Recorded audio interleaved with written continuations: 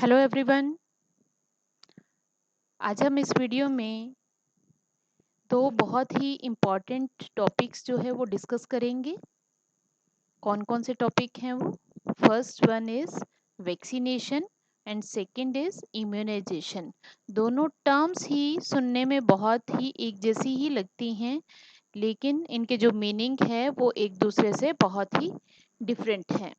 तो आज इस वीडियो में हम बहुत ही एक इजी वे में इन दोनों टर्म्स को डिस्क्राइब करेंगे और with the help of images में आपको वैक्सीनेशन और इम्यूनाइजेशन के बीच में डिफरेंसेस भी बताऊंगी।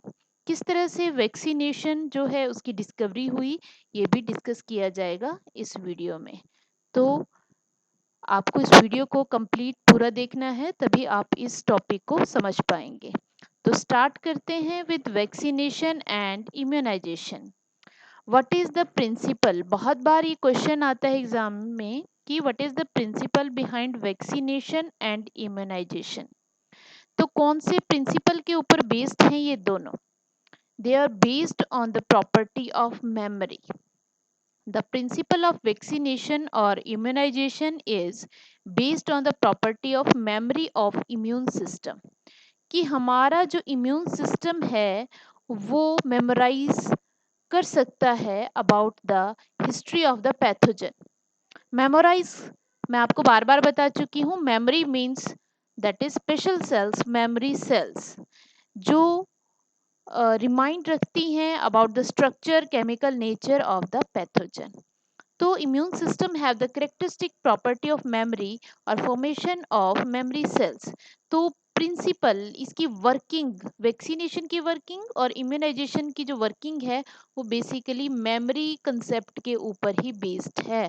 अगर इम्यून सिस्टम के पास मेमोरी नहीं होती तो किसी भी वैक्सीनेशन का कोई भी बेनिफिट नहीं होता और कोई भी पर्सन इम्यूनाइज नहीं होता।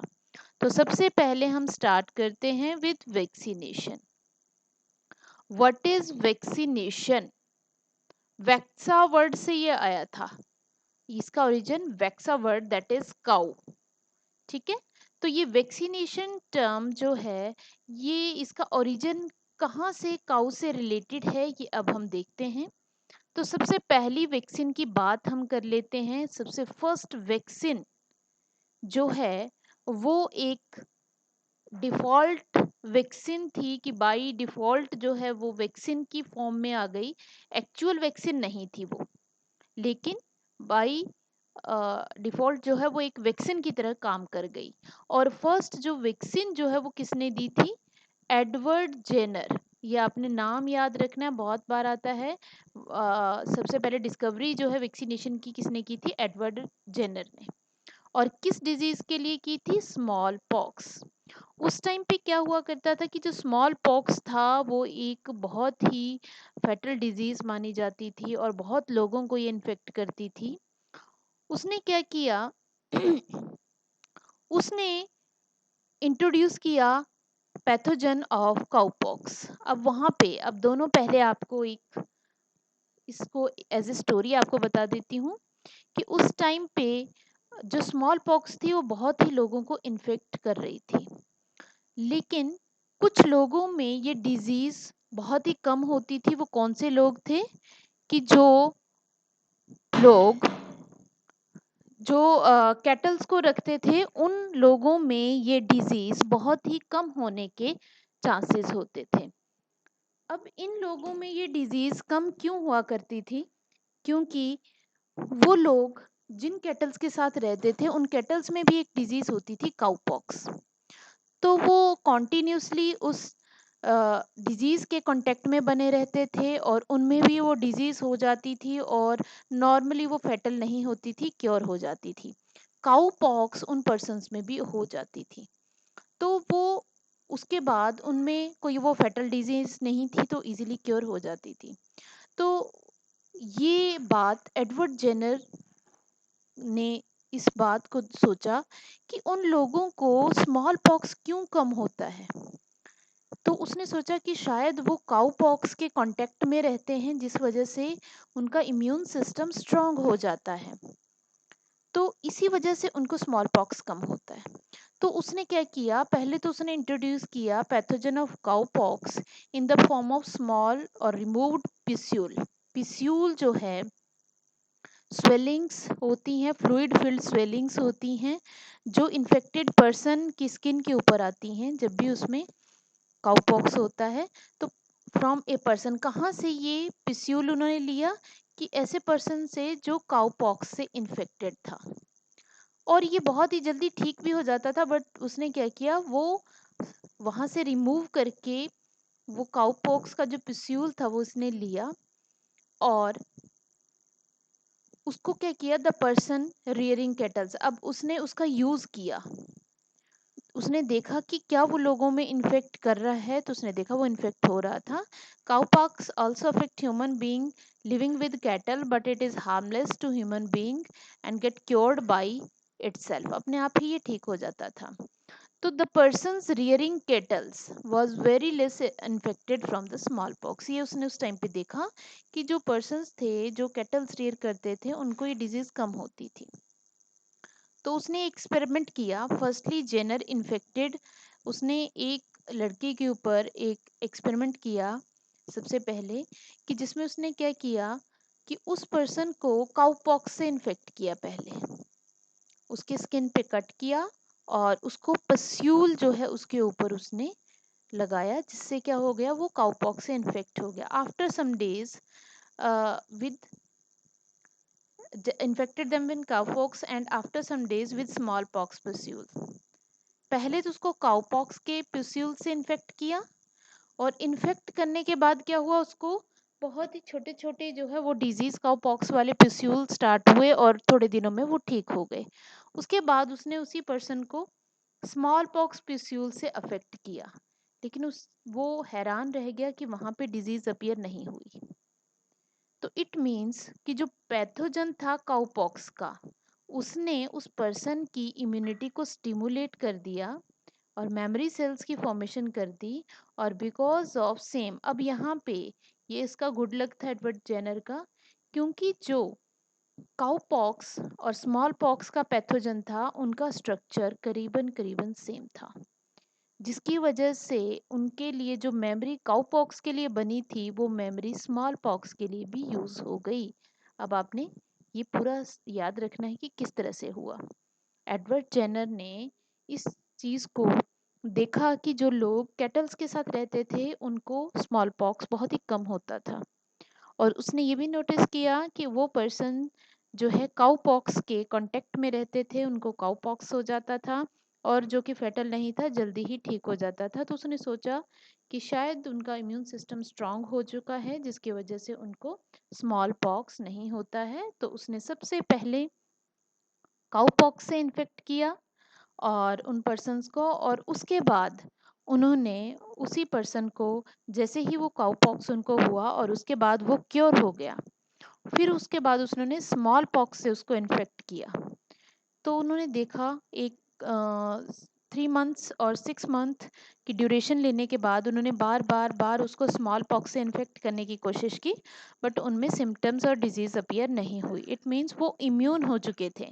इट मीन काउ पॉक्स के पैथोजन ने उनकी इम्यूनिटी को स्टिमुलेट कर दिया था, मेमोरी सेल्स बन गई थी, और जिसकी वजह से स्मॉल पॉक्स नहीं हो रहा था। और उसके ना होने का रीज़न ये था मेन, कि जो काउ पॉक्स और स्मॉल पॉक्स दोनों का जो पैथोजन था उनका स्ट्रक्चर अबाउट सेम ही था, तो थोड़ा सा ही डिफरेंस उनमें था।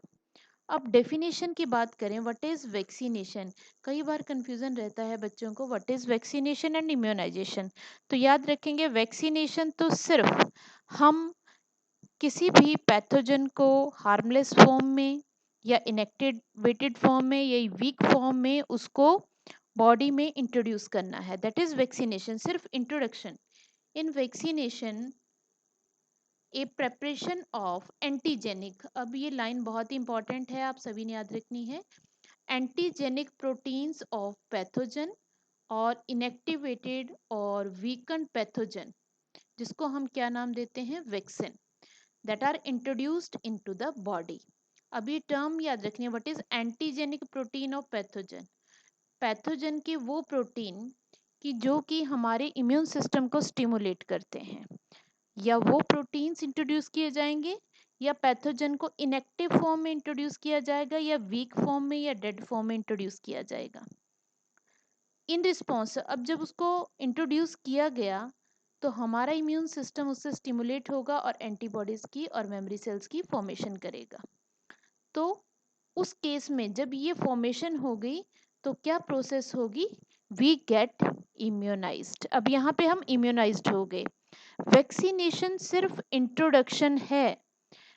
किस चीज़ का इंट्रोडक्शन? एंटीजेनिक प्रोटीन्स का। किसके? पैथोजन के, इनएक्टिवेटेड और वीकेंड पैथोजन जो कि बॉडी में इंट्रोड्यूस किया जाएगा, उसको सिर्फ उसका इंट्रोडक्शन है। और उसका इंट्रोडक्शन किसके लिए किया गया? To stimulate immune system. तो वैक्सीनेशन यहीं तक होता है कि इम्यून सिस्टम को स्टिमुलेट करने के लिए पैथोजन को हार्मलेस फॉर्म में बॉडी में इंट्रोड्यूस करना, दैट इज वैक्सीनेशन। और इम्यूनाइजेशन है हमारी बॉडी में एंटीबॉडीज और मेमोरी सेल्स की फॉर्मेशन होना, देन वी गॉट इम्यूनाइज्ड। तो हम क्या हो जाते हैं? इम्यूनाइज हो गए, हमारी इम्यूनिटी डेवलप हो चुकी। अब एक इमेज आपको यहाँ पे मैं दिखाना चाहूँगी, जिसको मैं अभी मिनिमाइज कर देती हूँ, थोड़ा सा आपको क्लैरिटी हो जाएगी इसमें। आप इसमें देख रहे हैं बहुत ही पुरानी सी एक इमेज है जिसमें एडवर्ड जेनर यहाँ पे दिखाए गए हैं, जो कि किसी बच्चे को जो है स्मॉल, पहले तो cowpox and then small pox, इन दोनों को इंट्रोड्यूस करता हुआ यहाँ पे दिखाया गया है। तो इसमें एडवर्ड जेनर जो है ये ट्रायल कर रहे थे इन बच्चों के ऊपर, और हम बहुत ही जो मेन क्रेडिट जो है इन पेरेंट्स को देते हैं जो इस फेटल डिजीज़ के लिए भी आगे आए और इस वैक्सीनेशन प्रोग्राम के लिए उन्होंने, जो एडवर्ड जेनर था, उनको बहुत ज़्यादा हेल्प किया। तो यहाँ पे आप देख रहे हैं कि एडवर्ड जेनर अपने जो वैक्सीनेशन का ट्रायल जो है इन बच्चों पे कर रहे हैं और जो कि सक्सेसफुल रहा, और उसका यूज़ स्मॉल पॉक्स को डील करने के लिए, क्योर करने के लिए बहुत ही ज़्यादा हुआ। एक्चुअल वैक्सीन्स उसके बाद बनी हैं। पास्चर ने जो है एक्चुअल वैक्सीन जो है वो बाद में बनाई थी, जो कि प्योरली उस पैथोजन के लिए ही बनाई गई थी। लेकिन जो वैक्सीनेशन का स्टार्ट वैक्सा जो है दैट इज़ फ्रॉम काउ, इसीलिए काउ वर्ड यहाँ पे यूज़ किया गया है। अब नेक्स्ट यहाँ पे हम बात करेंगे, वैक्सीनेशन हमने समझ लिया क्या है। अब बात करते हैं इम्यूनाइजेशन की। What is immunisation? It is the process by which an individuals immune system becomes fortified against an agent known as immunogen। क्या मीनिंग है इस लाइन का? कि ये एक प्रोसेस है जिसमें किसी भी इंडिविजुअल का इम्यून सिस्टम स्ट्रॉन्ग डेवलप हो जाता है, फोर्टिफाइड एंड रिच हो जाता है, जिससे किसके अगेंस्ट? किसी भी एजेंट जिसको हम इम्यूनोजन, जो हमारे इम्यून सिस्टम को स्टिमुलेट करे, उसके अगेंस्ट। अब इम्यूनाइजेशन इज अ वे, ये बहुत ही अच्छा वे है of protecting the human body against infectious diseases through vaccination. अब इसमें बहुत ही बड़ा फायदा हमें होता है क्योंकि हमें डिजीज नहीं होती है, क्योंकि वो पैथोजन जो है हार्मलेस फॉर्म में है तो डिजीज नहीं होगी, बट हमारा इम्यून सिस्टम उसको as a pathogen, as an antigen consider करेगा और उसके अगेंस्ट, उसके स्ट्रक्चर के अकॉर्डिंग जो है मेमोरी सेल्स बना देगा। तो उसमें हमें बहुत बड़ा फ़ायदा हो जाता है कि डिजीज़ भी नहीं होती है और हमारा इम्यून सिस्टम भी डेवलप हो जाता है उस पैथोजन के अगेंस्ट। तो जो लास्ट वीडियो में हमने डिस्कस किया था एक्वायर्ड इम्यूनिटी में एक्टिव और पैसिव, तो ये आर्टिफिशियल एक्टिव इम्यूनिटी का ही एग्जाम्पल है, जिसमें हमारी बॉडी में ही एंटीबॉडीज बन रही हैं, बट पैथोजन जो है आर्टिफिशियली इंट्रोड्यूस किया गया है। और लास्ट इसमें आपको बताया immunisation prepares our bodies to fight against diseases in case we come into contact with them in future. Means जब भी फ्यूचर में वो pathogen living normal natural condition में आपकी बॉडी में एंटर होगा तो हमारे पास उसके अगेंस्ट मेमोरी और एंटीबॉडीज पहले से प्रेजेंट होगी और हमारी बॉडी उसके अगेंस्ट फाइट कर सकती है। ठीक है, अब हम एक यहाँ पे आपको इमेज के थ्रू बताया है what is the difference between vaccination and immunisation. Vaccination is the administration, आप यहाँ पे देख सकते हैं, vaccination is the administration of antigenic material that is vaccine to stimulate an individual's immune system to develop adaptive immunity to a pathogen. तो ये सिर्फ administration है, आपके अंदर बॉडी के अंदर इंट्रोड्यूस किया गया किसी भी एंटीजेनिक मटेरियल को। वो किसी भी पैथोजन का कोई पार्ट डेड फॉर्म में, इनएक्टिव फॉर्म में पैथोजन हो सकता है, उसको आपकी बॉडी में इंट्रोड्यूस किया ताकि वो आपके इम्यून सिस्टम को स्टिमुलेट करे और उसकी जो आपकी adaptive acquired immunity, B cells, T cells, इनमें जो भी इनके रिस्पॉन्स हैं वो डेवलप हो जाएं, मेमोरी सेल्स डेवलप हो जाएं। और immunization is the process whereby a person is made immune और resistant to an infectious disease, typically by administration of a vaccine. Vaccine की वजह से आपकी बॉडी के अंदर की जो इम्यूनिटी डेवलप हो गई, तो हमने क्या कहा कि पर्सन इम्यूनाइज हो गया। इम्यूनाइज किस वजह से हुआ? वैक्सीनेशन की वजह से हुआ, उसके अंदर इंट्रोड्यूस किया गया। इम्यूनाइज होने का मतलब है कि उसके अंदर उस डिजीज के अगेंस्ट इम्यूनिटी डेवलप हो गई, मेमोरी सेल्स प्रोड्यूस हो गई। ठीक है, तो अब हम इम्यूनाइजेशन को भी प्रॉपर वे में देख लेते हैं। What is immunisation? आपको अभी मैंने बताया कि इम्यूनाइजेशन है in response to these antigens और वैक्सीन, जो भी आपको वैक्सीन दी जाती है, जैसे हम एग्जांपल बार बार लेते हैं कि जैसे पोलियो की वैक्सीन है, उसमें डेड या हार्मलेस फॉर्म में ही आपको पैथोजन इंट्रोड्यूस किए जाते हैं। अब की वैक्सीन उससे भी ज़्यादा डेवलप हो चुकी हैं, वो हम अभी देखेंगे। In response to these antigens our immune system generate, जैसे ही एंटीजन ये आपकी बॉडी में, जो कि हार्मलेस, अब ध्यान रखना है, ये antigen harmless dead in form में इंट्रोड्यूस हुआ, तो आपका इम्यून सिस्टम बी सेल्स और टी सेल्स फॉर्म करना स्टार्ट कर देगा। हाँ, प्रीवियस वीडियोस में हम डिस्कस कर चुके हैं कि किस तरह से बी सेल्स और टी सेल्स वर्क करती हैं और उनको कौन स्टिमुलेट करता है। याद रखना है, टी सेल्स का ही एक टाइप है टी हेल्पर सेल्स, जो कि जब भी पैथोजन के कांटेक्ट में आती है तो दोनों सिस्टम को ही बी सेल्स बनाती हैं, हमारी ह्यूमोरल इम्यूनिटी, या हम उसको कहते हैं antibody mediated immune system, AMIS। और टी सेल्स बनाती हैं हमारी सेल मीडिएटेड इम्यूनिटी। तो ये दोनों इम्यूनिटी आपने याद रखनी है, और इसके साथ में दोनों की मेमोरी सेल्स जो है उनकी भी फॉर्मेशन हो जाती है। अब दोनों की फॉर्मेशन मेमोरी सेल्स बन गई तो हमने क्या कहा, पर्सन इम्यूनाइज्ड हो गया, उसका इम्यून सिस्टम स्ट्रांग हो गया उस डिजीज के लिए। When pathogen enter the body in real, अब रियल में या नेक्स्ट टाइम जब एंटर करेगा, then the immune system gives anamnestic और सेकेंडरी रिस्पॉन्स, रिस्पॉन्स मिलेगा किसकी हेल्प से? एंटीबॉडीज और मेमोरी सेल्स की हेल्प से, और वो पैथोजन को किल करेगा और डिजीज डेवलप नहीं होगी।